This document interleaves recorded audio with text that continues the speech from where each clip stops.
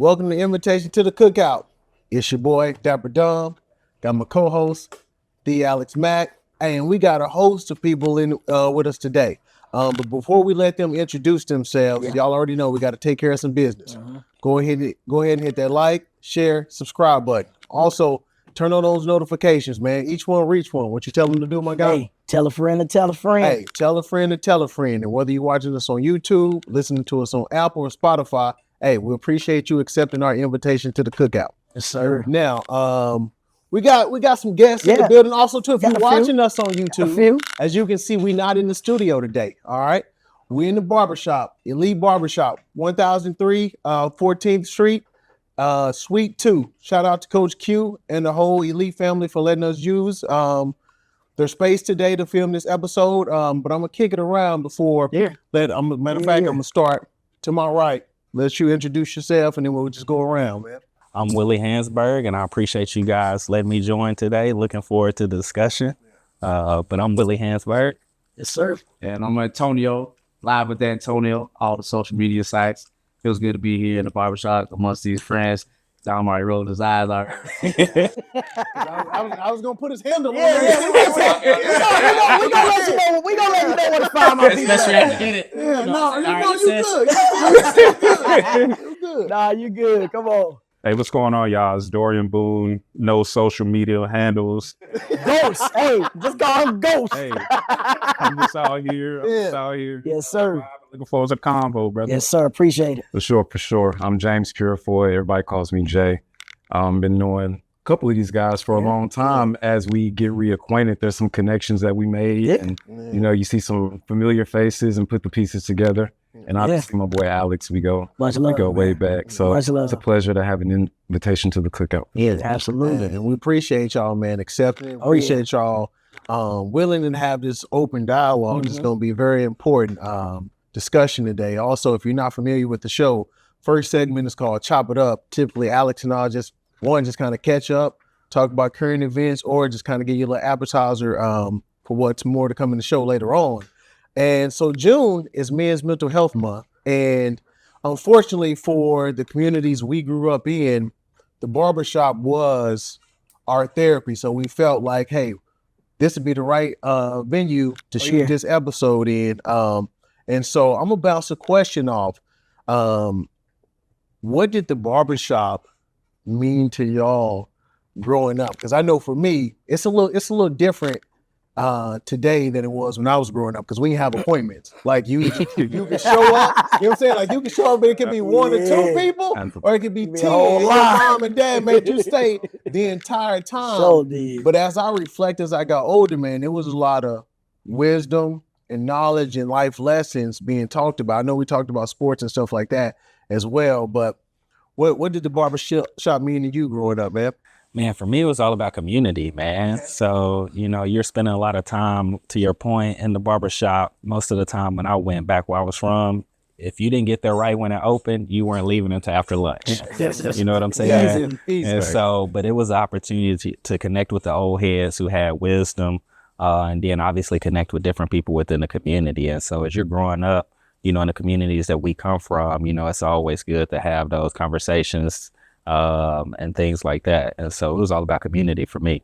Well, for me, my barbershop was different. My dad was my barbershop. You know what I'm saying? So I moved from Chicago, then moved to Sioux City, Iowa. There was not a lot of black barbershops. So my dad became my barbershop. And the conversation me and my dad would have, that was our conversation. How I was growing up, how to treat people, stuff like that. I really see a real barbershop until I moved to Dallas, Texas. So, yeah. My dad tried to cut my hair, bro, one time. He bought some clippers, bro, 7th grade. I had a bowl cut. And we had a gospel explosion that night that I had to go to, boy, and they roasted me all night. I feel like that's all they do.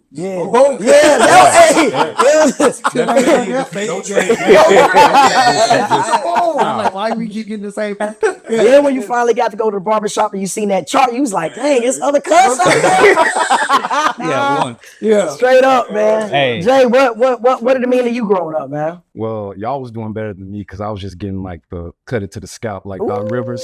Just behind that school, and then mom would put that grease, whatever. So that Vaseline, boy. That's how I was looking coming up. But no, for me, it was like the community part for sure, but also different perspectives. Okay. Right? Because it's a collection of men. Growing up in West Memphis, a collection of Black men in one space talking about a variety of different topics, but the pastor might be in there. It could be the old wino. I mean, there's just a variety of different personalities.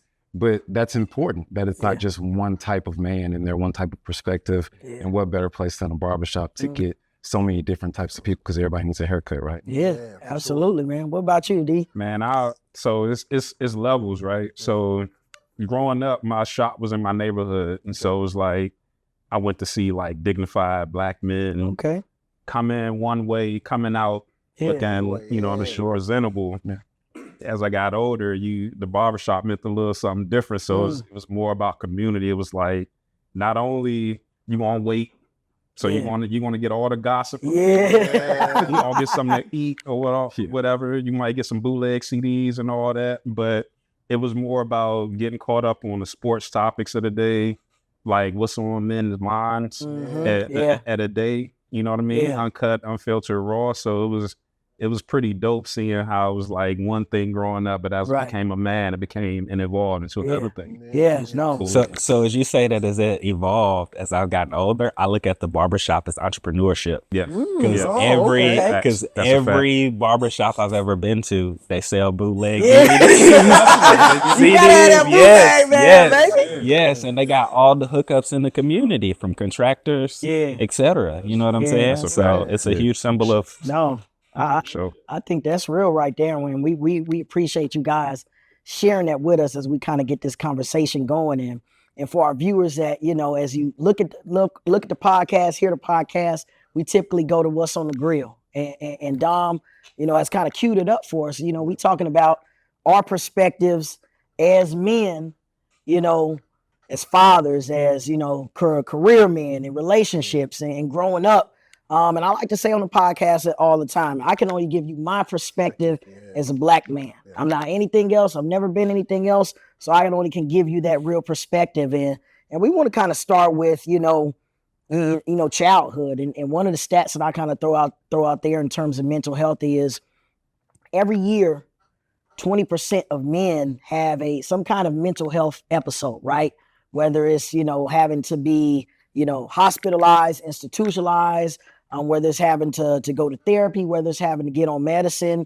And so for us, we want to have, an authentic and organic conversation about the things that we've seen growing up, the things that we've witnessed, as well as where we at right now. And so one of the things that I'll throw out there is, and we talked about the barbershop growing out, who are some of the people that were, mentors or to y'all that you felt like you could go and voice how you felt when you were younger and coming up. And if you didn't have that, we want to hear about that as well. Maybe we'll kick it off to Antonio and see what he has there. Besides my dad, it was my grandma.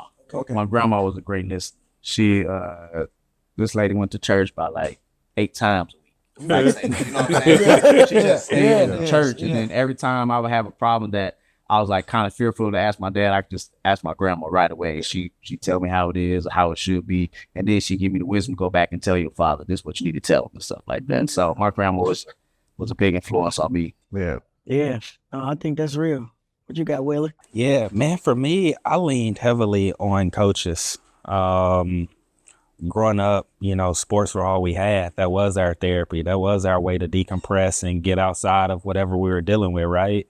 And so also growing up, we didn't talk a lot about how we were feeling and all this other stuff. In our community, it's not, don't show weakness. Men don't cry and things like that, right? And so feelings weren't discussed. Mental health was a stigma attached to it, right? And so, and so we leaned a lot on our only mentors were coaches. Yeah. And that's one of the things, like you watch the podcast, obviously, that DapperDom and myself are involved, in sports, in training. We've talked about that on plenty of episodes. So we kind of understand the importance of that, filling in the gap. And it's a responsibility, right, to do that. And I think also, that stigma, when you start to look at the research, is a big reason why so many of us are underseen in this area, because we're taught to kind of power through instead of saying, hey, I'm going to acknowledge what I have going on, talk through it.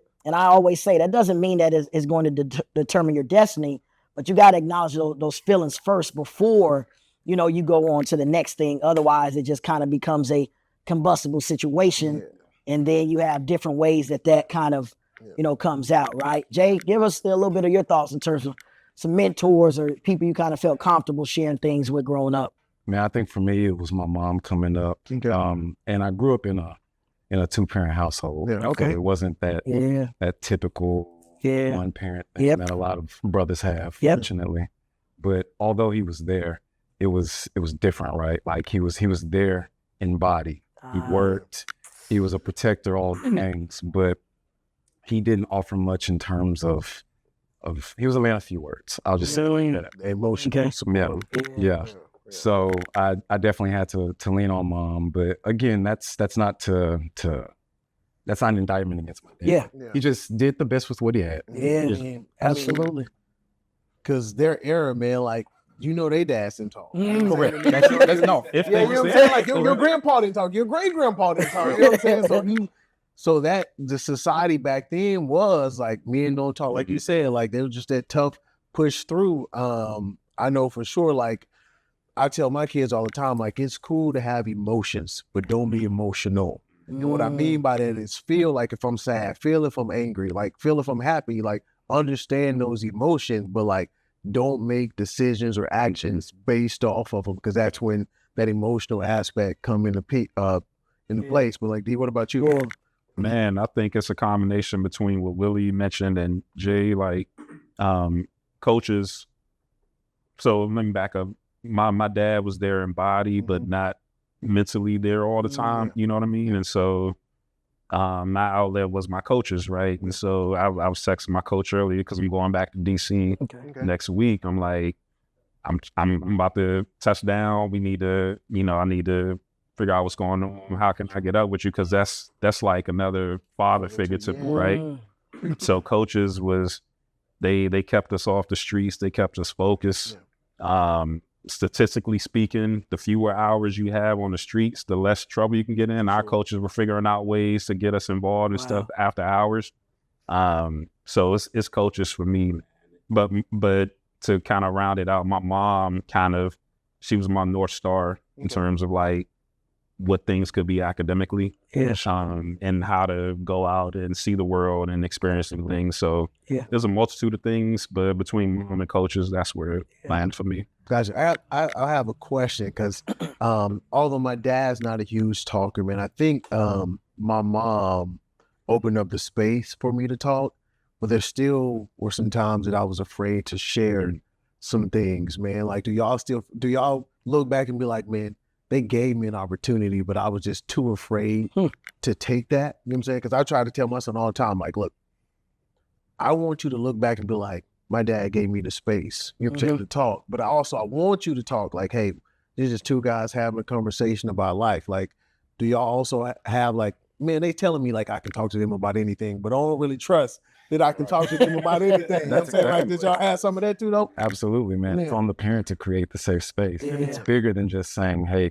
you can tell me anything. I mean, that sounds cool. But the last time I tried to exercise this and tell you something, it was thrown back in the face when you got mad at me, or I was punished heavily for it, whatever the case may be.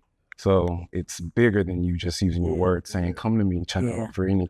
And I think what you say is it's that action piece, right? It's like you gotta follow it up with those actions. Cause I know it's like, man, like it almost feels like a trick question. Like, no, like, hey, I'm gonna say this and then I'm gonna get that belt. Like, it's gonna be over. Because you could say that. You could say, come talk to me, but unless you exhibit, A, I'm approachable, or B, and I show you what talking, whether it's your spouse, their mom, or their friends, like, you have to show what that even looks like for a kid sometimes, because sometimes you're like, come share, come give me everything. It's like, bro, I don't know, like, I'm gonna go to my homies at school. You haven't shown me, you could say it, but you haven't shown me what that looks like. And so there could be a little apprehension unless they see the example of how to do that. Yeah, and I think to add on to that piece is it's about being proactive, right? Like it's about, you know, getting out there and having those conversations and meeting, you know, the kids where they're at, right? And I think as, you know, people that are involved with kids, you know, sometimes it's, you know, understanding the lingo that they have nowadays, or, you know, they talking about Riz and all these different things. It's like being relevant. And I vividly remember this story growing up because, you know, I grew up in, you know, the church and, you know, Christian household.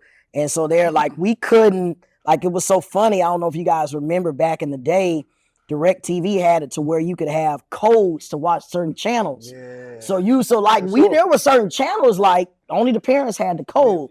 And so there'd be sometimes like my parents would just like watch 106 and Park and different stuff with us.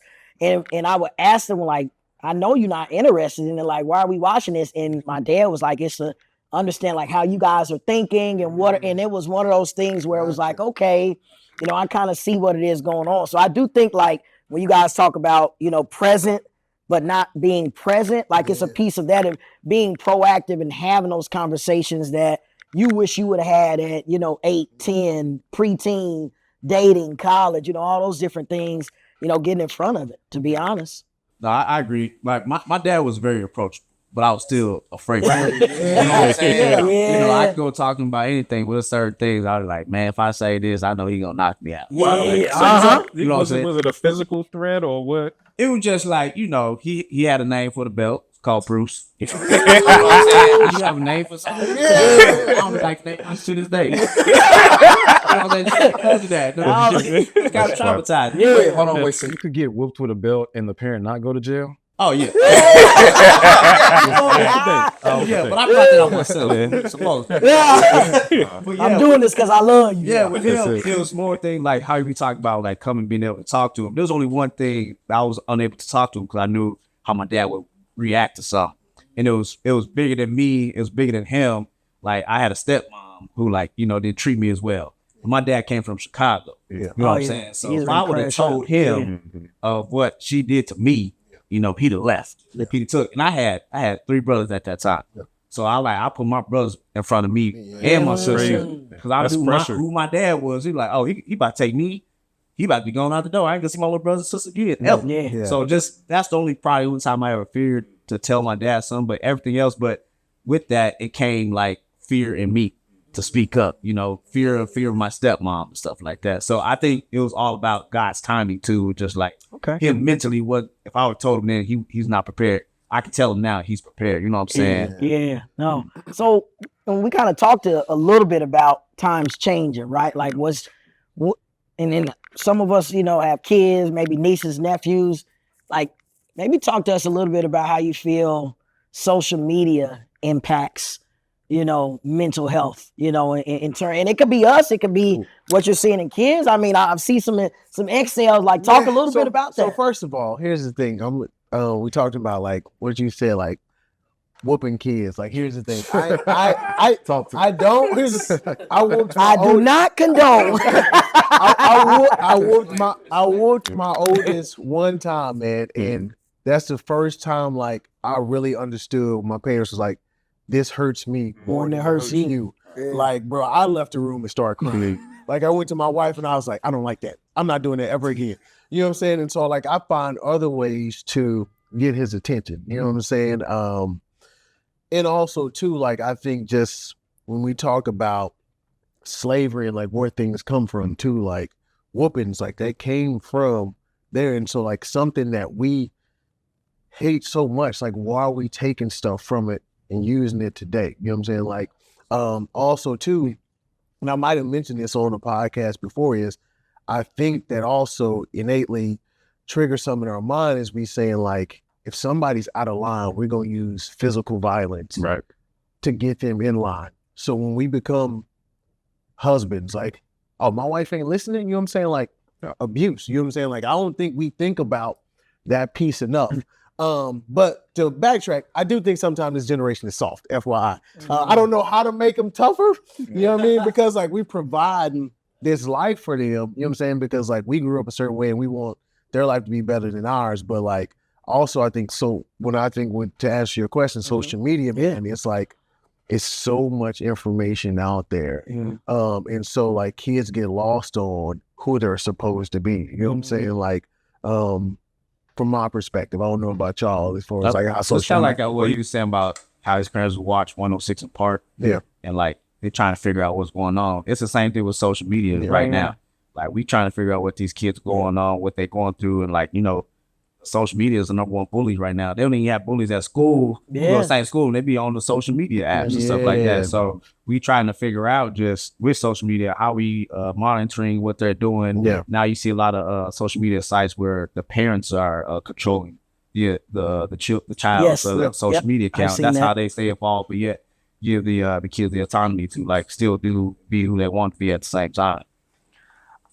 I think I might be the only one up here that don't have kids, but I think okay. Don't put that on Jay. He's like, leave me out of that. Here's my take on it. I think we're in a situation where, unfortunately, I do think that some parents are letting social media raise their kids. And also one of the negative sides of it as an adult is we live in this world where we're getting hit with information 24/7. Yeah. And so with that comes a situation where obviously most of y'all all of y'all are men of faith. Obviously that's why the Bible talks about Sabbath. You got to have a day where you just fully disconnect from everything. And so sometimes social media can become healthy if you get a bad algorithm to where you're fed negativity 24/7. Yeah. Or if you're not just getting those mental breaks, you know what I'm saying? It can have negative impacts. And so I think that's super important to just be mindful of for the kids and for us as adults. Yeah. Yeah. Oh yeah. I think for me, it'll be interesting because I actually don't have social media. Like I still have my accounts, but they're like I'm logged out of them. The apps are not installed on my phone. And it's been that way for probably close to 2 years now. Wow. Yeah. And I just find it super healthy. Okay. I believe that exercising that in a relationship is super healthy if your person would be on board with that. Yeah. But it just eliminates a lot of different distractions. Yeah. It really does. Keyword. I feel like I'm able to keep up with the times, trends, all the things without having to be on social media. Yeah. Yeah. Like that. So it's kind of my perspective. I'll say for myself, I don't contribute to social media. I'm a browser, a consumer of it. But I have 2 boys, 15 and 9. I don't necessarily limit screen time at all. I kind of just like, y'all do y'all thing, right? If I'm like hearing something that's out of pocket, I'm like, all right, let's talk about it. Yeah. Or maybe flip to a different YouTube channel. But I don't necessarily be like, I'm not necessarily saying, all right, 2 hours and it's a wrap. It's like I'm kind of giving them the autonomy to figure out, okay, how much are they consuming? How much is it impacting their day to day? And I'm monitoring that. I'm kind of tapped in. I have 2 boys. I don't have girls, so I can't give you the alternate perspective of how it impacts young women, but it's like by me just having constant communication with them, relationship with them, social media is not replacing anything that I'm providing. It's like that's like something fun for them to do. Okay. In real life, they're like listening to me, they're playing with their friends and all that. And social media is like background noise, thankfully. So how do you think though it's impacting like their social development? Because I know like, and I coach kids and stuff like that, like we'll go to a restaurant and say all the kids are sitting at a table just like it's this close. Instead of talking to each other, they messing each other or playing games instead of engaged in with each other. Like, how do you think that's affecting their social development? You know what I mean? Like from my kids, when they're around friends and family that they really rock with, phone is set aside. Okay. It ain't really like, oh, I'm gonna go seek out an alternate universe. It's like, nah, they've been engaging with people that's in front of them. So when I see that, I'm like, okay, it's cool. It's kind of healthy, right? Yeah. If I were to see that, dynamic change, I would intervene. But for right now, it's been pretty healthy. And like my oldest son, I probably won't see him until he graduates from college now. He's 16. He's about to turn 16, right? Okay. He's off doing his thing with friends. My youngest, he wants to go run around the neighborhood. It hasn't really impacted him. But to your point, to your question, if I did see something take place, I would kind of intervene.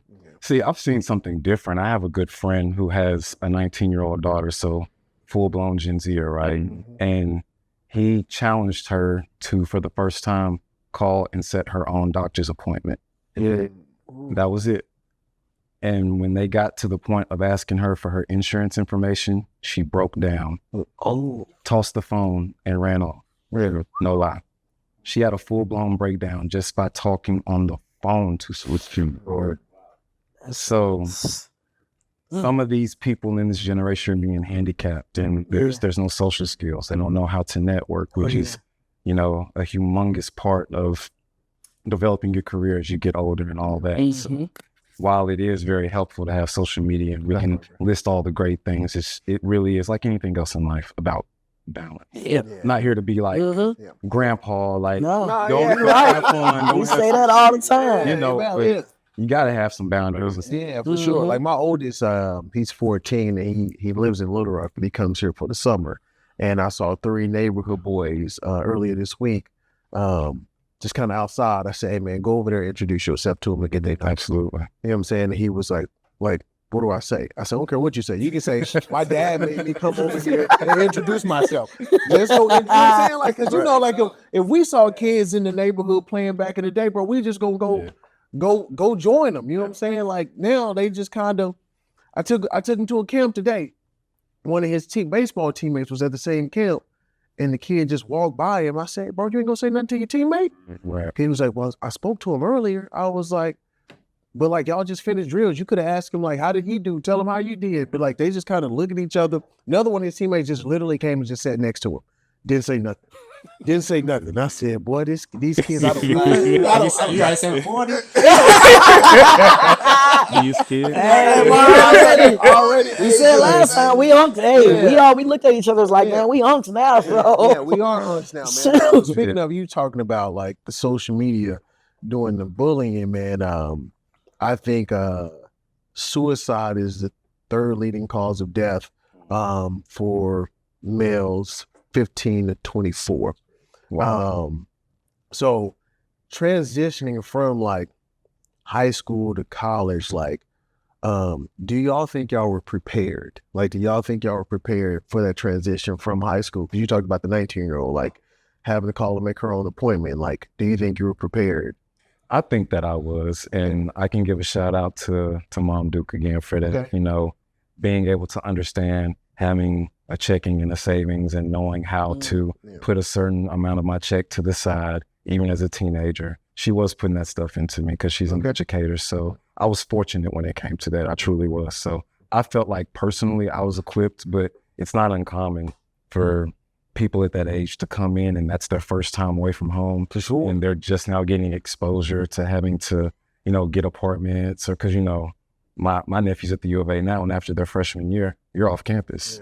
So a lot of people are having to figure out for the first time paying deposits, setting up their electric and all that, and they're navigating that for the first time. So I think for me, man, I think I was prepared in some ways, but not in others. And I think I was a nerd growing up. I still kind of am in a way.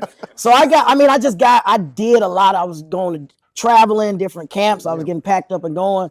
So I saw like, even when I went to college, like I missed family, but I wasn't homesick because I was used to going to different places and doing things and camps and, different expositions and stuff like that. I think the piece that Antonio touched on a little bit was, I think for me, relationships was where I was not prepared in terms of romantic relationships, because like that was nothing, like we didn't talk about that. We did not talk, and it took me to probably like a couple of years ago till it was like, and I think for me it was a lot of like, well, if you like me, I think I like you too. Right? Instead of like, no, I like you because of X, Y, and Z.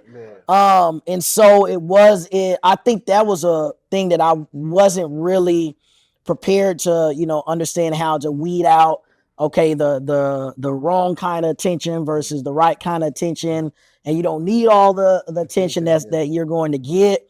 And so there were some ways that I definitely was, and then there were some things that I guess in my household and maybe just Christian households in general, you just did not talk about at all. So I know that was one that I wasn't prepared for. I know I didn't get no birds and the bees talk. I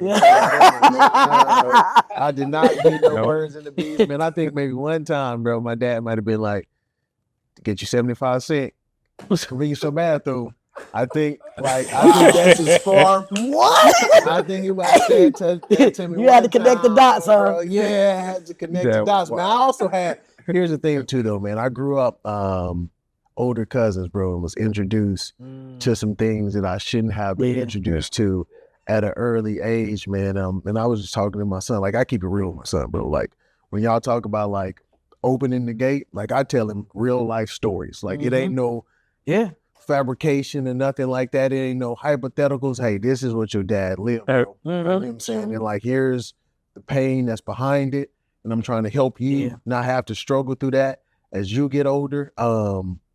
So I wasn't prepared because like you said, you like me, I like you. You know what I'm saying?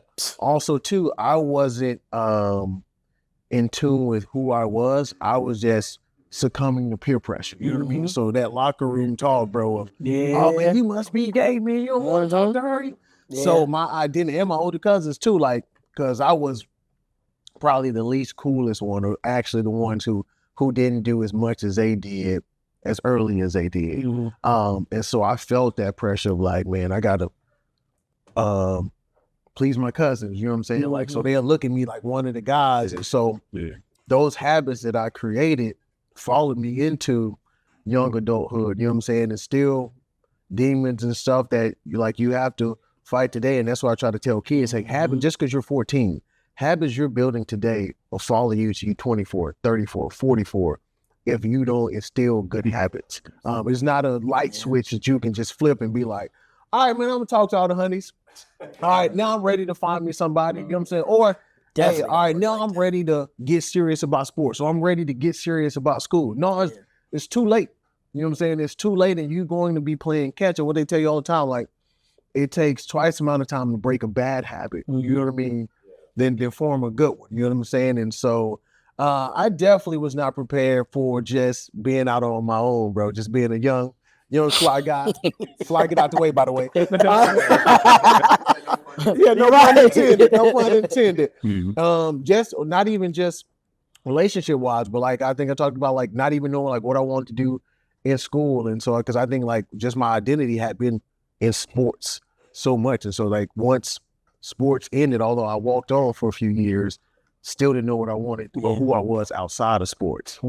Yeah, I dealt with something similar. I'm more with Alex. Like there were ways that I was prepared and there were ways that I wasn't, right? But I think that's the beauty of going to college and figuring it out. Yeah, for sure. Right? But the negative side is like we were talking about earlier with our fathers, we could only do the best with what we knew. Right. And so a lot of bad habits that we didn't learn to break into adulthood because as you mentioned, not knowing your true identity, I didn't know my true identity until around 27. Because when I feel like I started hitting my stride, knowing what I wanted to, who I wanted to become and stop, buying in the peer pressure. But overall, I do think that I think that's the beauty of life. You got to learn trial and error. Right. But you also got to be willing to look yourself in the mirror and be willing to pivot and adjust to become a better man, better woman, or whoever you want to be. But one of my biggest challenges, after college, I think as we think about men's mental health, I think that, a lot of us play sports, and in sports, you're conditioned to not show weakness. You're conditioned to just compartmentalize and keep moving. Yeah. And that's where for me, where I was not prepared when I stopped playing sports. How did I cope with things, and what were some of the good or bad habits that I participated in that obviously led to prosperity or, learning journeys, right? So I know I talked about but what about, I know you said you didn't find your true identity until you were 27. What was that like coming into the real world? Whether you went to college and graduated or not, all right, now I'm really on my own. Like, did you know did y'all know what y'all wanted to be or what y'all wanted to do? Just far as like career wise, relationship wise, or were y'all letting like society tell you who you should be? I'll go first. I kind of knew because my dad was like Joe Jackson. Oh, okay. Like we had like the Jackson 5, but our last name was Johnson. So we grew up entertaining people. Okay. And like I fell in that at 40 years old, just always been on stage. My dad was a theater arts major, so and he did drafting on the side. So he would build the sets. He was performing in. He did radio, he did broadcasting, all this stuff. And then I just kind of formed into that. So my identity with that's who I became. But at the same time, it's also like, how do I get out of my dad's shadow? You know what I'm saying? Yeah, that's real. What happened was my dad could sing and I couldn't sing. Yeah. So I started dancing. And then when my dad's side came from Chicago, my mom used to dance. So my identity just became like this big energy, full of guy, you know what I'm saying? And then dancer, but only reason I dance because I didn't like to talk to a lot of people. A lot of people think I like to talk. I just don't like dead air. So I just keep on saying stuff. You know what I'm saying? It was something that you posted in a story, like I think last week, how it do. You come in the room, you're supposed to be lighting up the room every time. Everybody thinks you're just supposed to be on at all the time. But the moment you down, everybody thinks, oh, what's wrong with you? I'm like, I just can't think for a second. I just can't think. Right. So yeah, that's part of like also just going back to the mental health, just like how like for me, my identity, like I feel like I always had to be on. Yeah. You know, I can never turn my my light off, because if I turn my light off, to like 10 others will turn down. You know what I'm saying? You live with Antonio. So I always gotta be live. Yeah. But now it's like, now I know it's always on. You know what I'm saying? It's like, it's not like I have to question it at all. It's just who I am now. Okay. So, you know what I'm saying? I'm not putting on the act. You know what I'm saying? It's just who I am now. You know what I'm saying? I think that's a part of, because I think the original question was defining yourself and knowing who you are. It was like my mid 30s until I started getting comfortable with like really understanding who I am and having a confidence. So I don't have to talk. I don't have to fill the dead air. It's like silence has a power associated with it, right? And so you can kind of sit back and peep things. But I didn't know that till about 5 years ago. I'm 43 right now, but it's like, because you say who you are when you find yourself, man. I was trying to run the math. I feel like I've been changing like every 7 years. Like I feel like I'm a new person because I go shedding that skin, huh? Yeah. Yeah, it's like what I was at this age is not what I was at that age. Is definitely not who I am now. And so it's like me growing is like being more comfortable with the change quicker. Whereas like my 7-year period, by year 6, I'm like, oh, I got it. Yeah. Now I'm usually it's like, no, like, because right now I'm kind of sensing like, okay, you're about to enter a new phase in life. Okay, kind of get ready for it because things going to look a little bit different. Yeah. But in terms of like how I came up and what was the second question? Like kind of how you came up expired. And how do you figure out what you did? You know what you wanted to do? Yeah. Thank you, I appreciate it. For the time taking it.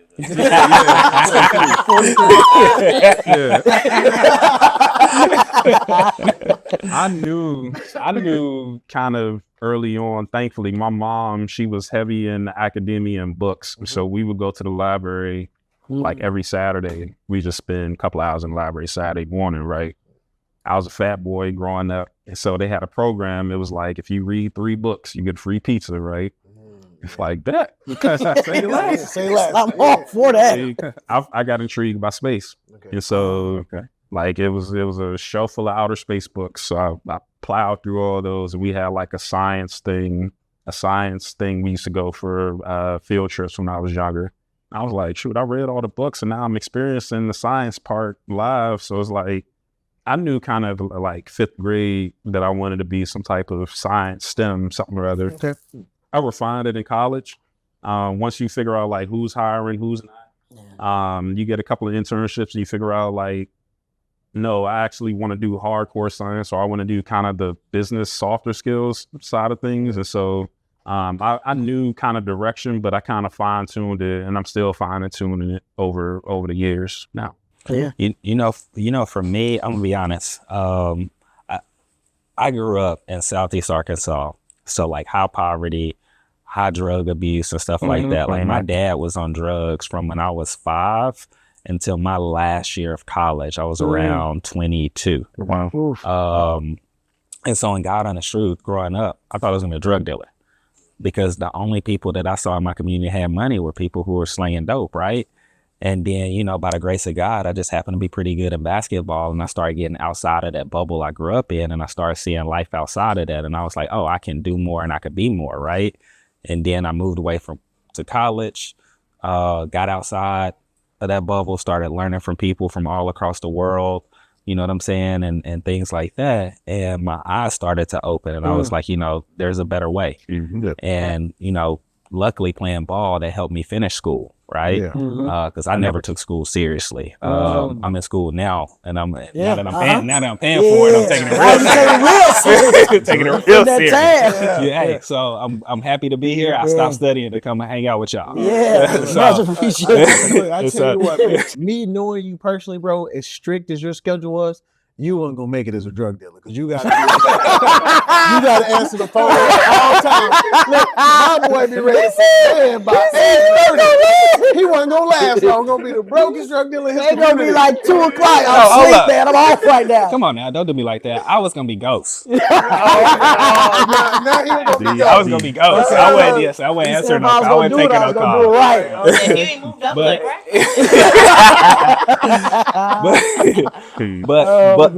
But moving up here right after college and seeing, seeing how it was, this is the land of the milk and honey, and seeing so many people that looked like me that were thriving, I was like, man, I got to get a taste of that. And then, just luckily things started, blessings started to occur and things worked out. But as you mentioned, changing every 7 years, I feel like I go through an audit of who I want to be every 3-4 years. And so it's constantly evolving. And so, but to answer your point, I had no clue. I'm still figuring it out. Gotcha. Speaking, you brought up careers, man. Yeah. I talked on our last episode of I just thought I was going to be Walmart 20, 25 years. Yeah. Boom, let me figure out what's next. But then God had something different in mind. So like you said, I'm 39, man. I'll be 40 next year. Now I'm trying to figure out what's next for me, career wise. How do I continue to evolve? Just had a son that'll be 9 months. So I have 3 kids, you know what I'm saying? But just had a new one. And so then evolving as a parent. But career wise, man, being a Black man in corporate America, I mean, I think I probably didn't come into my own until year 10, man. I felt like I was just playing a part, not feeling comfortable speaking my voice, you know what I'm saying, things like that for a long time. How does y'all feel coming into corporate America in the beginning? And then do you feel like you feel more empowered now than you did when you first walked in? I'll start off with that. When I first came in, there were definitely a lot of times where it felt awkward. I remember being told, one of my professors told me that I needed to go by James at work because Jamal is too bad. That's why. Wow. Yeah. And that was advice given to me back in 2013. Just for some perspective. So it was awkward at times. I feel like there were a lot of rooms that I sat in where obviously I was the only Black, and a lot of times I was the youngest too. Yeah. So and some of my peers sometimes it felt like certain conversations would come up and it's almost like they were trying to get a reaction out of me. Let's bring up something about Black Lives Matter or about the Obamas or about something that's super sensitive in a work setting around this guy so we can see what type of reaction we can draw out of it. Moments like that.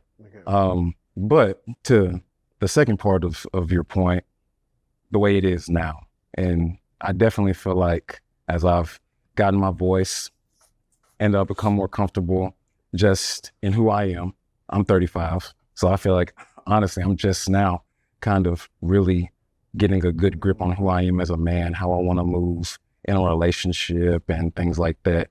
I definitely have a different level of comfort, in a corporate setting, and I feel more empowered to do so. But starting off, it definitely was a lot of awkward times. I think it's like an adaptation. like every day in a way, because with corporate America, it's constantly changing. Yeah. You know what I'm saying? I used to think it was a black or white thing, but it's like an everybody thing in corporate America. You know, but as a black man, I feel like there's still this the struggle or this thing we have to prove or show, and then once we prove it, we get a side eye or something like that. So it's always just Like, I didn't expect you to do that. Like, you know what I'm saying? And then like I got a lot of apologies. Hey, I'm sorry if that offended you.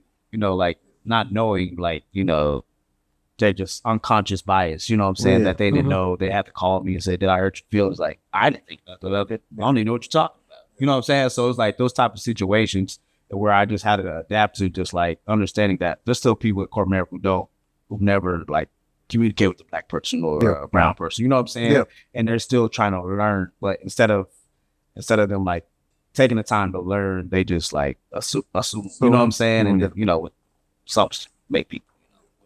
One thing I want to I don't have a question, but double clicking on what you just said, it's like sometimes things are said, right? And you would, that was corporate speak. Yeah, that's what he just said. I was like, man, he did that right during the career thing too. We just looked at each other too, like, okay, he in that mode right now. I want to dwell on something you just said. Nah, but like sometimes we're so in the mode of like just press forward. All these things, we get them and it just bounces off of us because we like, I'm from Chicago. Like, you press forward. But it's real power in some of those things you admit. Some of those people have said to you, but it just bounced off. I just want to acknowledge that. So I want to, as with that right now, because I feel like that queued up something inside of me with us sitting right here. And, you know, I think about, we've all been at work when they're like, hey, we want you to bring your authentic self to work. And we think about him, you know, we have so much of that, you know, company and corporate talk in our brains. But, you know, talk to me a little bit about code switching, right? You know, in work, right? Because he really, if it's amongst us, he's probably saying, hey, let's get into that, or let's dwell on that. Right. But we have so much of these work isms and acronyms that we're using. Like, we talk a little bit about how you, because to me, it almost feels like you're putting on a face, and then when you come home, you take that off and you're really getting to be your authentic self. So maybe around the room, like how authentic do you really feel like you show up to work today, and how does that maybe contribute to your mental health? Honestly, if I think I would code switch, I probably still have my first position when I came to corporate America. If I could say that. You know what I'm saying? Because I wasn't gonna do that. Okay. Because I knew exactly who I am as a person. Okay. Even though you may say my voice is edgy, to me, my voice sounds great to other people. No one ever said my voice is edgy till I met you. You know what I'm saying? So like stuff I was hearing like was like the first time in my life. I was like, anybody ever told me that before? It's like, oh, you say you read different. Like, don't ever tell me I read it. I know I read. I was like, I read fast or read too slow. Well, you just sound. Oh, I sound. So not all that stuff. I'm like, I'm not changing myself for that. If you don't want me, then that's what it is. You know, so like the code switch. The only time I would code switch just like to change my voice and all. It's like that, you know. All right. I feel like that was the easiest way because like even right now on a bill collector, like hey, how's it going? Just want to switch. Only the handicap, you know. So I like code switch, like playing around, but like at work, I found like right away like I would not do that.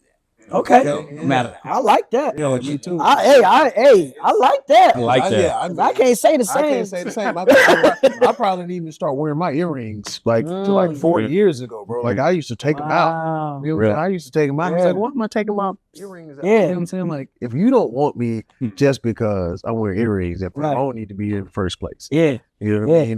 But also too, feeling the weight of the community, because like you go into a room, I walk into an office, it's one person that look like me, you know what I mean? And so it's like that if I fail, then we fail. You know what I'm saying? Like that pressure. I carry for a long time for sure, man, in that corporate space. But yeah, now I just show up, man, and be me. Whatever that's gonna get me, man, it's gonna get me, bro. And, I don't care. I don't care anymore, man. God got me. That's what I'm saying. What you got, Willie? But no, that's how you have to be. I like how you said that. Like you wouldn't be in your first job. You would still be in your first job if you had the code switch, because that does impact your mental health. That does impact your performance. And I don't feel like I've ever had the code switch. I think for me personally, I know there's like my coach when I was a freshman hooping at a JUCO in Oklahoma. My coach used to always tell us it's a season for everything. There's a season for when you can have a good time and play around, and there's a season for when you need to lock in and be about business. So like for me personally, and he'll tell you, I don't joke around when I'm at work or anything. Like I'm very serious. So like I'm very consistent. And so I'm showing up and being me, but I can't wear a mask. And I love what you just said, to where if you can't accept me for who I am, I don't need to be there. And so anytime I've ever like felt slighted or somebody said something that I didn't agree with, one, I obviously addressed it, but two, I was like, that's the intel I need to know who I can and can operate with. And so the last thing I want to say is, obviously all of us in these spaces, we're probably the only ones and we're probably the youngest. One thing I've started doing to take a lot of pressure off of myself being the only one, I started seeing who were people that I could rock with outside of that room. So when I walk inside that room, I know who got my back and who don't.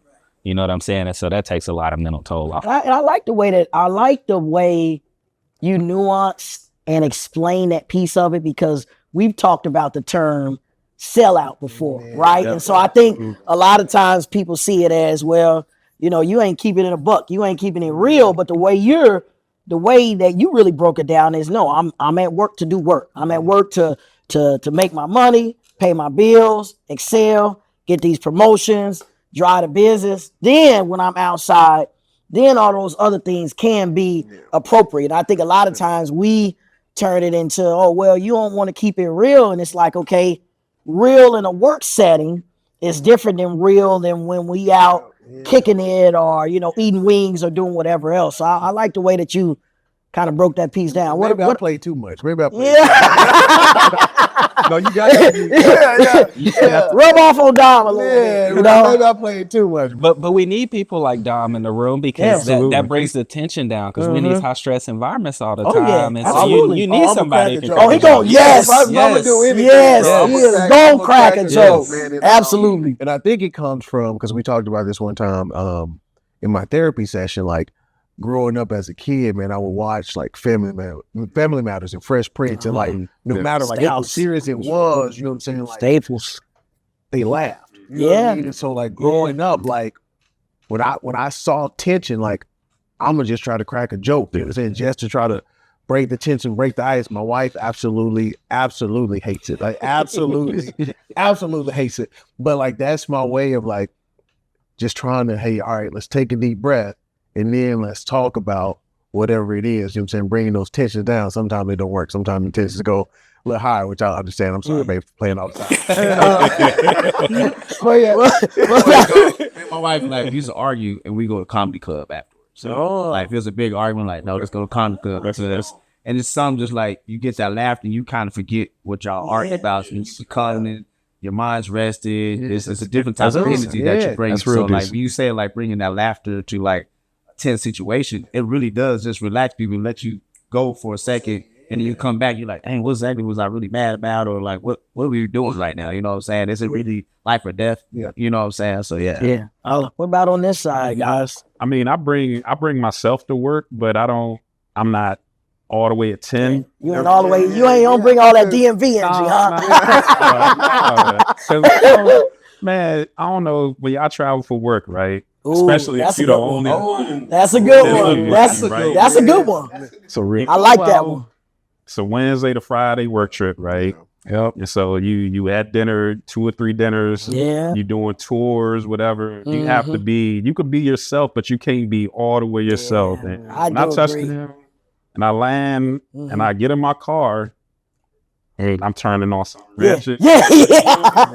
And I'm gonna sit there for a second, because it's like everything that I couldn't be. If I'm getting 7, like I need something back right now. And I'm sorry, I'm not articulate enough to know exactly what this is, but it's like I'm giving up. I gave up a piece of me for like 3 days to be around you, and I'm not saying I was fake, but I just wasn't fully myself. Yeah. Now it's like, okay, I get to release, be myself, be around my family, be around some of my friends, and it's like, yeah, I wasn't fake, but I wasn't all the way what I am because it was like work. Yeah. No.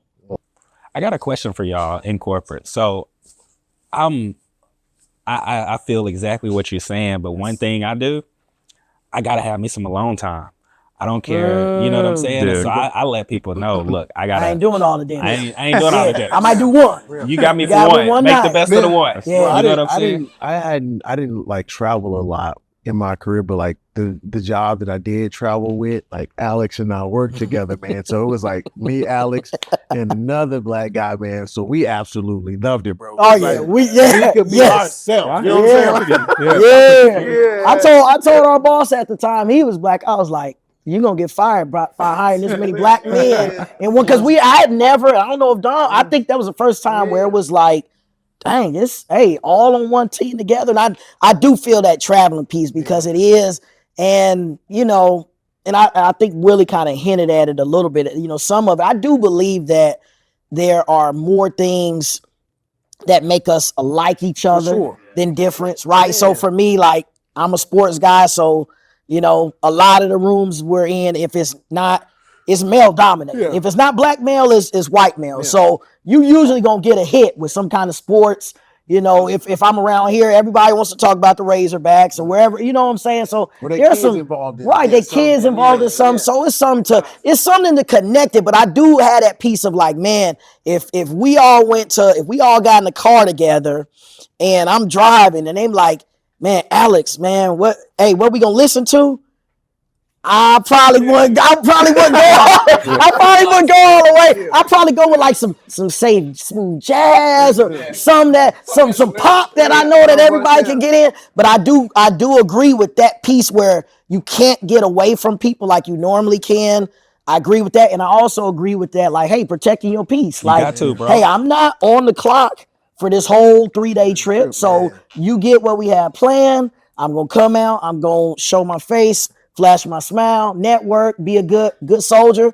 And the other 2 nights, I might do my own thing. Just to clarify, I have a great time with my coworkers. Yeah. There ain't nothing like, I don't like, it's not like I don't like being around. Like we talk about sports, we talk about kids, we talk about current events and all that.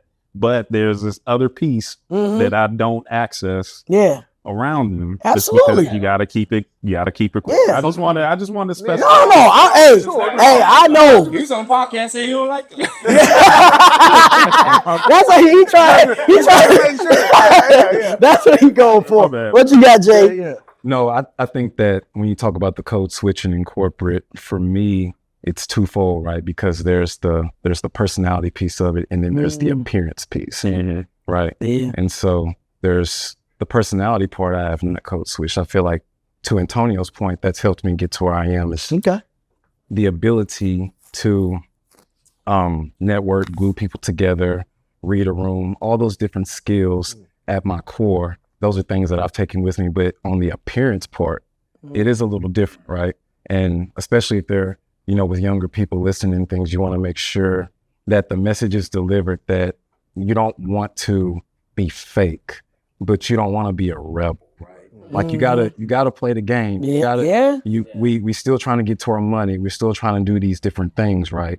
So, you know, I want to be me. You have to be authentic. Be a brother. Well, to some people that might be getting face tattoos, or so it's important to clarify. There's still rules and regulations. Yeah, it is. And I think it's professional. Really, it's professionalism. I think really. But wrapped it up in a good bow. No, it's professional. No, yeah, for sure. But to some people that may look different, because to some people they may think it's, well, am I professional if I have a humongous afro? Yeah. Do I need to wear a lower cut? Am I professional if I have tats on my hands that are going to be showing no matter what type of shirt I'm wearing? Yeah. Like those nuances, you know. But I think those nuances are super important, because at the end of the day, it moves the culture forward and it elevates us, right? Like Martin and Malcolm, 2 different personalities. Right. but they contributed to the same cause, Absolutely. right? And so at the end of the day, like that's why it's super important for us to show up as our authentic selves. And I honestly think sometimes us as a culture, we put too much pressure on ourselves. And you mentioned this earlier to where you felt the weight of the culture on your shoulders. I used to feel that too until honestly a conversation I had with you and Alex when y'all were like, hey, you need to read the book The Man God Uses, right? And like, look, you can't be a savior. You can't save everybody. You need to do your part based on the gifts that God has given you, but let other people do the part to bridge other gaps, right? And so I think that's super important to remember. It's like, man, we can't solve. Jesus was here for 30 something years. He didn't solve all the world's problems, right? And so we can't put that pressure on ourselves thinking we're gonna build wrong. So to kind of add on top of that, like I know, you know, I've worked with these gentlemen. I've seen them outside in the community. You know, you got some accomplished gentlemen up here, you know, to the side of me and Dom. Like, how do you deal with, or do you ever have moments where you have, you know, imposter syndrome? Like, I know y'all are doing some big things or in big rooms. Like, do you ever have that moment where you feel like you don't belong, or you talked a little bit about that pressure, like, and how do you deal with those moments at certain times? He said something about like just being silent. When I feel like I don't belong or not too sure about, I am silent because I'm absorbing, and then I do my research. So I come back for the next time and actually know what's really going on, because there's a lot of things that be saying, and I was like, I have no idea what that means. So I sit, listen, I take notes, and I didn't understand when my dad's like, hey, write it down. My dad said, hey, write it down. I wish I did that my whole life to write stuff down. Now I know the purpose of writing things down, so you can remember it, you can study it, you can research it. Like even still, like as my age now, like I forget something like in 2 minutes. Like everybody walking in the room, dang, when I come in this room. You know what I'm saying? Like, I ain't gonna go right down what I'm about to go. But like for work stuff, situations, like I think it just prepares us better. So like just like that, being that silent part, if I feel uncomfortable in like a situation or something like that, I'm gonna write it down, I'm gonna listen, I'll be more in tune, like I'm learning this. So next time I come in this room, I know exactly what y'all talking about. I told him to be at home in the bedroom. Hey, go to the kitchen. Go to the Hey, it be like that sometimes. No, I for sure felt imposter syndrome for a long time, man. For a very long time. I remember like my first or second job I had at Walmart. Like this lady, she grew up in like Rising, Arkansas. So she grew up like in South Arkansas. Like, and she came to my desk one day and was like crying. She was like, I'm just so proud of you. Like, people just don't make it like where we come from. And I was like, this is an entry-level position for the other culture. You make it seem like I'm the president of Walmart now. You know what I'm saying? So it like made me feel a certain type of way. It was like, am I really supposed to be here? You know what I'm saying? Like that sort of thing in my mind. Like, am I really supposed to be here? This white lady just crying at my desk. I got an entry-level position. Like this is a 82. You know what I'm saying? Like, I'm you know what I'm saying? For most people, like that's their foot in the door. You know what I'm saying? Before they take off. And so like I think I thought about that more than it weighed on me more than I thought it did. You know what I mean? And so like I did have imposter syndrome or just being thankful for like all this promotion, but it's like, no, like you're supposed to be here and you deserve what they're giving you and probably more. You know what I'm saying? Because you bring a certain aspect to a team that other people don't bring. You know what I'm saying? They talk about those gifts that you got. Like nobody can do what you do. Not saying I'm the smartest person in the room, but as far as like synergy and connecting people and understanding like what it takes to build a team, like you're a glue person. You know what I'm saying? So it took me a while to realize that though. Yeah, I know for me, mine has been more recent. It was, you know, when I left Walmart and got a new job, and I'm not a person that's big on titles. So it wasn't really a big deal to me, but like where I'm at now, like I'm considered an executive. And so there was one night I'm just kind of sitting there rolling, and I'm looking through LinkedIn, I'm looking at how people are tagging themselves. I'm looking at their titles, I'm thinking about mine. I'm like, I could. And my wife kind of nudged me and was like, no, like, that's you. Like, if you want to put that up there, you can. And it just kind of clicked on me. And like, even now, there's sometimes, especially when I first took this job, like I'm sitting in a room, like you say, everyone's older. Everyone's whiter, like they got grandkids, and I'm bringing mine up. And great people to work with, but it just felt like, man, like I'm younger, I'm blacker, like should I really be here? Have I really, got to where? And I remember recently I went and we were doing a award ceremony, and I got up and done speeches and stuff, and a bunch of people that came by, and it was like, man, like you did so great, like man, this all. And I remember it was just kind of like it hit me, even in a moment of trying to be humble, like, you know what? Hey, there's some things you got that you need to be, proud of. And actually, I was on the plane. It was storming. We were waiting for it to go. We were on the tarmac, and I text my parents and said, "Hey, all of that stuff, the places you sent me, that public speaking, the things you had me doing that I really didn't want to do.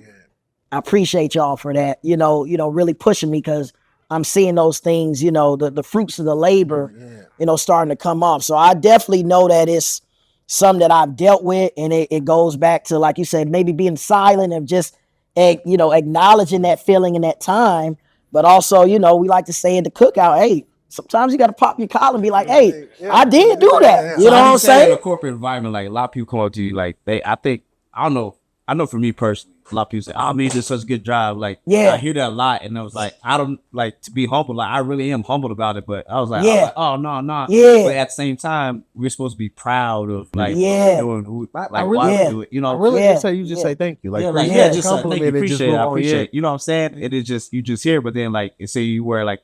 You can have the same outfit as someone else, like different colors. Like, oh man, he look better than us. Yeah, we all get that comment like, he gonna look good. Right. I can't rock that. It's me, like you know what I'm saying. So that type of stuff, I always want to know how just people like us, men of color, just respond to that, because I know we get it a lot. Yes, like, absolutely.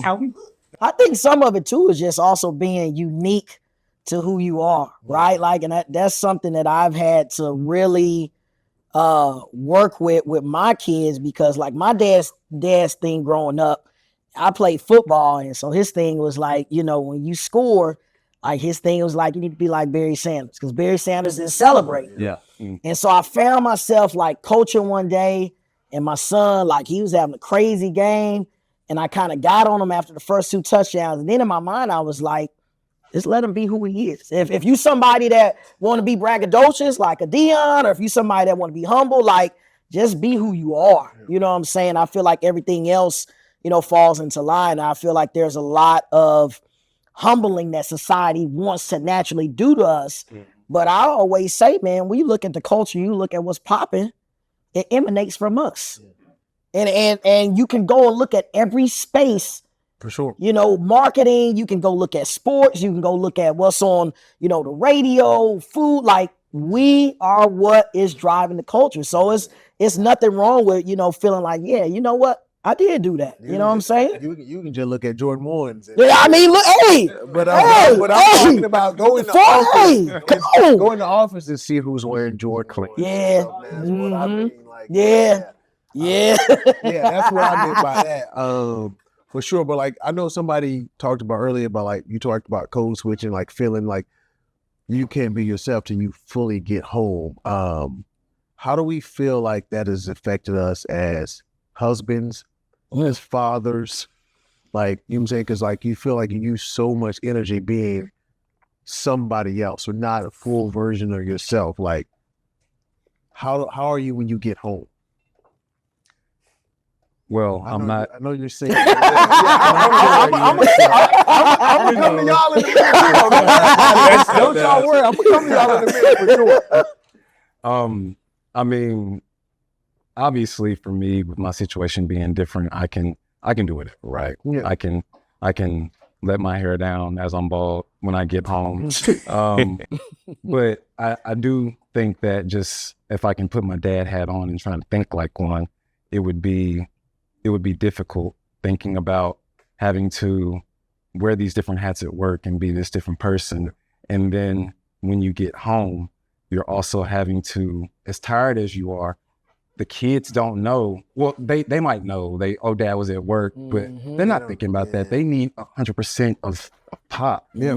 And the old lady she understands that you're working, that you're wearing multiple hats with your career and all that shit, but she still needs you to be a husband. You know what I'm saying? She's still gonna need you to be that. So juggling all that, I'm not doing all those things yet, but I've, obviously seen my dad and men that I respect do it. So I can definitely see how it can be difficult for sure.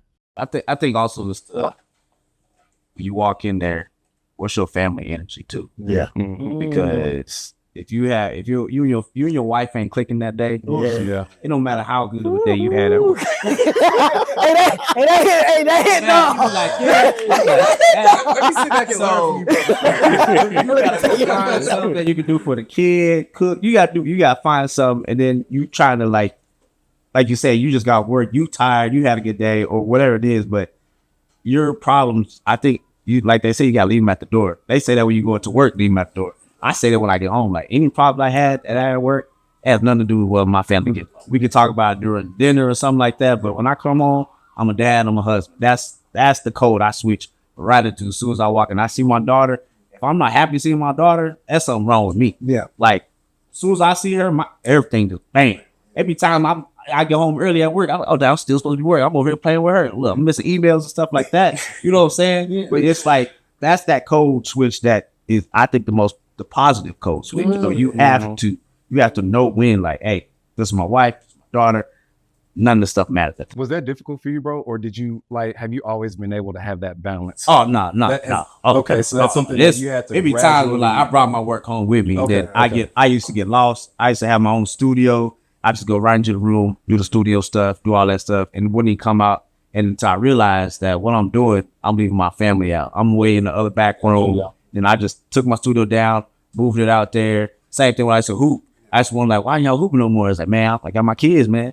I just go hoop all the time, get dressed at the gym, and then go to work. Not even know what my wife was doing. Not even know she had a bad morning. So I stopped all that. You know what I'm saying? So it is up to us to like make that change too, man. But yeah, it's different. Like when you go in the house, man, you just gotta be on. You know, like I just came from a mission trip from Belize with my church, and they had us get up every day 4:00, and we didn't go to bed till like 11. And I thought, like, why my pastor doing this? He's only training us.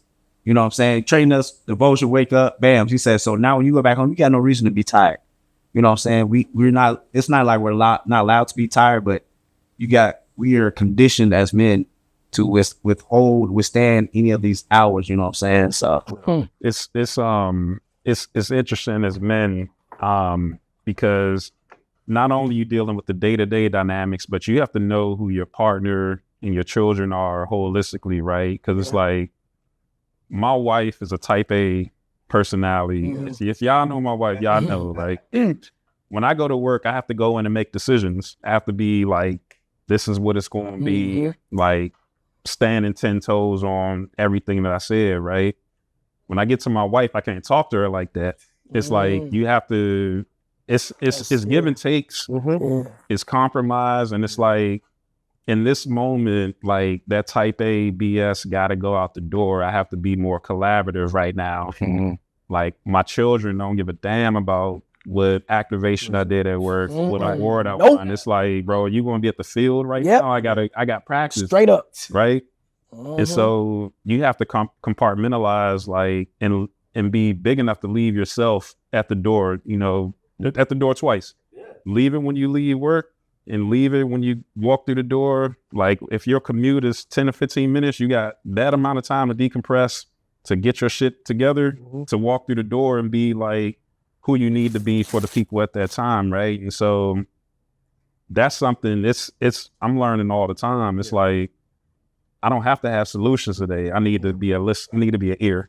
Yeah. Like I don't have to show my kids all the keys. I have to just tell them stories about what happened along the way and let them figure out. And so you kind of have to tailor every day just based off of like what's going on your dynamic with your family holistically, but like day to day, and like what do I have to bring forward and what do I have to leave out? And most of the time I'm leaving out like 95% of what I did. But you just mentioned knowing your family. I also think you got to know yourself more importantly. So my pops is 80 years old. I call him as soon as I get in my car, FaceTime every day, as soon as I'm leaving work. And one of the things I've realized over these last couple of weeks is you talking about being tapped into work. when I'm leaving, like when I'm still in work mode, it's like very precise. Like I'm trying to be as a matter of fact as possible. And so he's 80. I'm obviously conscious of his health and everything. So as he's telling me stuff, I'm probing, asking all these questions. But I could see on his nonverbals that it's more of like an interrogation versus a collaborative conversation.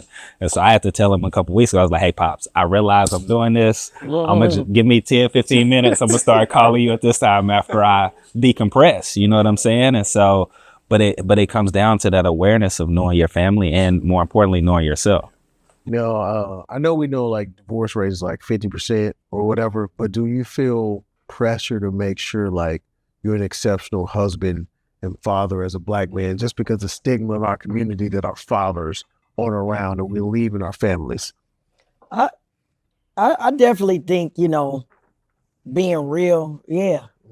You know what I'm saying? It's because like you say, whether we like it or not, we are a representation of what is not often spoken about and seen, often. Yeah. Right. And so whether we feel like, it's a big deal or not, and knowing the people around here, I think most of us are humble enough to say like, hey, what I do here or whatever I've accumulated is not a big deal. But I do think, that representation of that image, is important. I think it's twofold. I think it's one is, say, one of my phrases is we do exist. Yeah. Men that are out there that, are being community pillars, that are raising their kid, that are, giving back to the community, mentoring. These are the images that we need to be shining light on. And we're glad that you guys are here with us because we want people to see this through our platform that, hey, it's not just about being an entertainer. It's not just about being an athlete. It's not just about, finding ways to hustle and make money, but it's people out here that, are doing these things every day. Yeah. We're rubbing elbows and walking past that are a fabric, of this, nation. And so I think that there is some inherent pressure of like, yeah, I want to represent on all fronts. And for me, for sure. Now, being single guys, do y'all feel pressure to get married, start family? It's like what, you know what I'm saying? Like, you know what I'm saying? Because like, here's my thing. We gonna put some fire on y'all too. Because Y'all gonna get some fire. Yeah, because yes, sir. Y'all being successful, handsome gentlemen. You know what I'm saying? Like, you're gonna get a stigma of like, if you're single for too long, something has to be wrong with it. You know what I mean? Because vice versa, if we saw a female who looked good, got her shit together for work, you know what I'm saying, career on path, everything, but she's single, he was like, something got to be wrong. How crazy is Yeah, how crazy is it? You know what I'm saying? Yeah. But like, do y'all feel that pressure of like, man, I need to find somebody so I don't get that stigma about myself? Honestly, I don't feel that pressure. I do aspire to be a husband and father one day, but I know it's in God's time. Now, I also think that, man, like, I'm not rushing it. Man, my brother is my best friend. He didn't get married till he was like 40. You know what I'm saying? And so I do think that, man, it'll happen when it happens. Here's my thing, man. Like I mentioned earlier, like my dad was on drugs for a long period of time, but my dad's 80. He grew up in the civil rights era, right? And so I feel like I'm playing catch up from when he handed me the baton. So my mindset is I'm being focused, getting as far ahead as I can. And when the right partner comes along, that's when things are going to start compounding, right?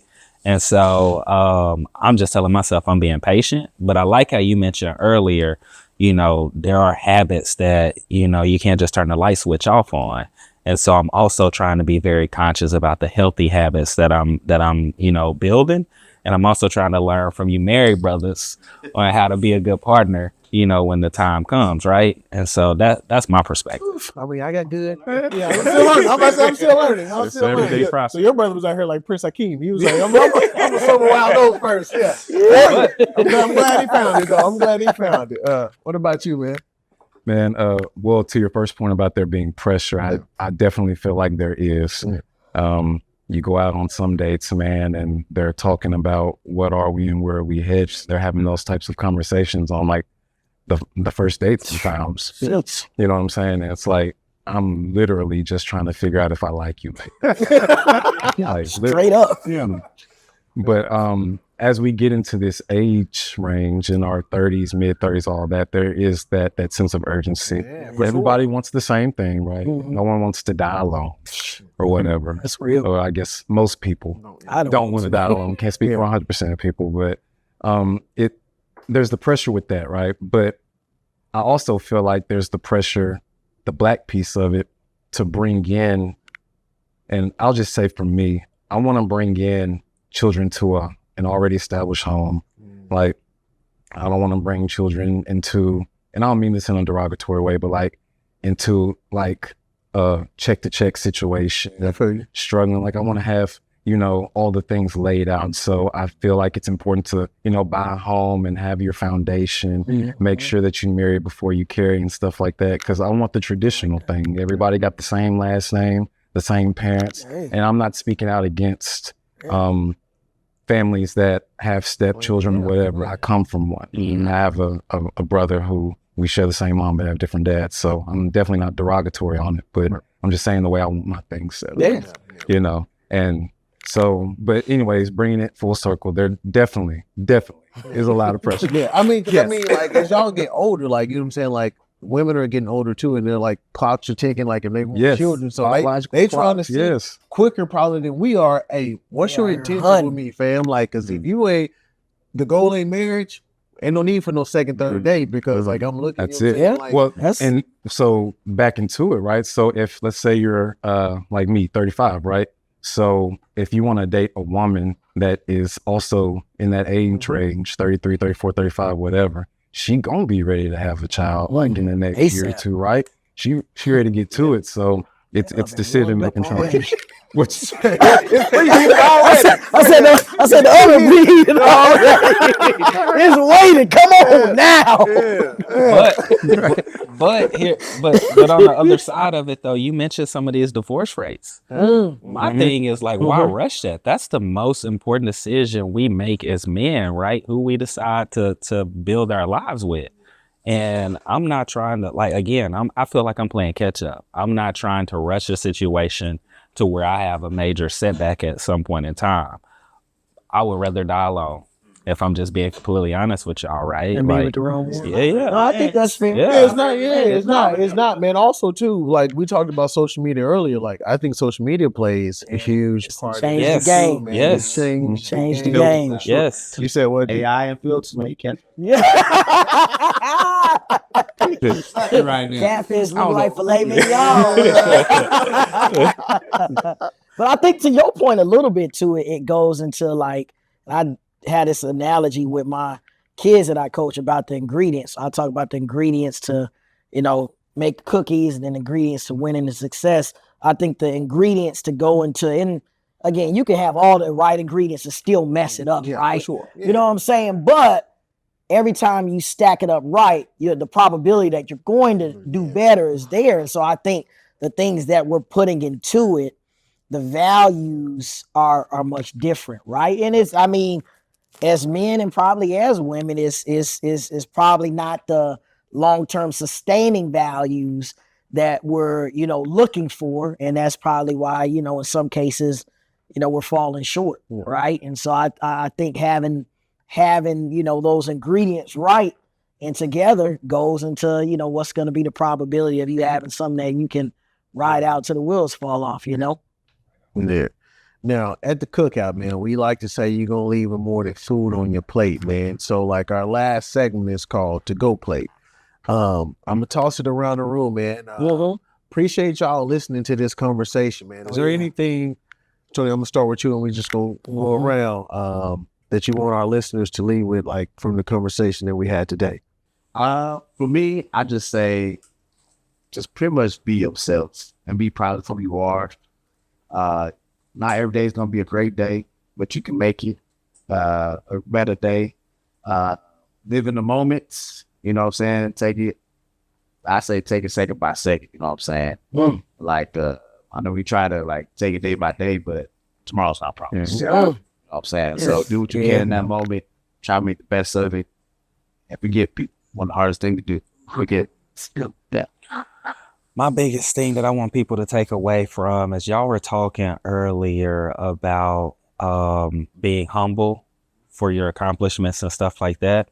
A couple years ago, the Barge team held a Black History Month event where her name was Dr. Guillory. She came and spoke to the group. And my biggest takeaway from that event was it's not bragging if it's true. And so I had to sit up. All right. it's not. Yeah, that's real. It's and I think we, especially us as Black men, we got to do a better job of celebrating our wins, especially when we think about the communities that we come from. And even though you were talking about, hey, you know, this is just a job level 82, that's a huge accomplishment. Think about how many people coming from our community that are having the opportunities that we're able to take advantage of, right? And so I think, you know, one thing that I just always encourage people to do is celebrate those wins. I love that. Man, I'm gonna say get you a trusted circle, man, that you can talk to. You know what I'm saying? Guys who's going to give you solid advice. Because I think the statistics say 40% of men don't talk about being depressed and things that they're going through. Like, I think we suffer in silence too much. So I think having those conversations, man, and being vulnerable, knowing we ain't perfect, you know what I'm saying? Like, and so getting somebody who's telling you like, hey bro, you're straying from the path, you know what I'm saying? Like, and if you know you don't want to tell somebody something, then you for sure know you're not doing what you're supposed to be doing, you know what I'm saying? True. So getting that circle that's going to be honest with you and hold you accountable. Yeah, my to-go plate, that was kind of where I was heading. I think I would piggyback on that by saying something you said earlier, like acknowledge your emotions, but don't be emotional, right? And so I think that's the biggest thing for us is, you know, being able to say like, I'm sad in this moment right now. I'm mad in this moment right now. I'm frustrated in this moment right now. And then the next step is, you know, what am I going to do in this moment to, you know, push past that and get to the other side. And then the other piece is, you know, we're all about using the resources that you got. You know, I started therapy for the first time a couple of years ago. It's been instrumental in my life. Use the resources that you have out there. There's people out here that cherish you, that love you, that value. The last decision that you need to have to make is to feel like you don't need to be here anymore because you don't have somebody to talk to. So whether you have a trusted circle, if you don't have, there's resources that we're going to drop in the comments on our social media to let you guys know that there's, you know, there's help there if you need it. So that's mine. Alex, I think you just nailed it because mine is going to be don't hoard information. Like, as a collective, all of us have so many different walks that we come from. We have different trades. We have a lot of different resources, right? And what a disservice we do to ourselves when we find out something good. Wow. We find out a different way to get money, or we find out something that will be beneficial. It's like, man, I just want to kind of keep this tucked in, you know? And I feel like in our community, it's especially bad. Yeah. Absolutely. We see other ethnicities, they just share their information and play with each other so much. So just as brothers, but as Black people, let's please important information. I love that. It's like the to-go plate where you got the plate that you fix. You got to put the plate on top. You wrap both of them with foil. You got a little bit of the beans spilling out on the side. That bean juice spilling on the side. You try not to get it on the car seat. Trying to make your way to the car. I think y'all dropped a lot of information that I hope doesn't go over the audience head. But I would say continuously learning, continuously evolving yourself. I've used therapy as well because all of y'all said something that resonated with, but the therapy piece resonated with me specifically because when I first went there, it was like, oh, they just making me talk. And so I stumbled out. My mindset was like, I'm stumbling on the answers because I'm just continuously talking. But as I kept on going, I was not only talking and learning about myself, but I was learning more tools to have. It was like, how can I think about certain things? What tools can I use to order my thoughts along the way? How am I looking at relationships as I'm getting older? So therapy for me has been constantly evolving, learning about myself and learning about how others around me kind of influence myself and how I can influence them, right? And so I think continuously learning and being comfortable with not having the answers, saying, hey, this is uncharted territory for me. Can I get a mentor? Can I tap into somebody? Can I pick their brain? Can I have some inner dialogue just to kind of hash these out amongst myself first before I go to somebody? So like always learning, evolving, being uncomfortable, being comfortable, being uncomfortable, and then exploring. So that's kind of like my biggest takeaway. That's cool. There you have it, folks, man. Once again, Coach Q and the Elite family, man, we appreciate y'all letting us use your space. Men's Mental Health Month. Hey, let's not just leave it in June, man. Let's continue to evolve holistically, you know what I'm saying, from mentally, physically aspect, man. We out of here. You out, man.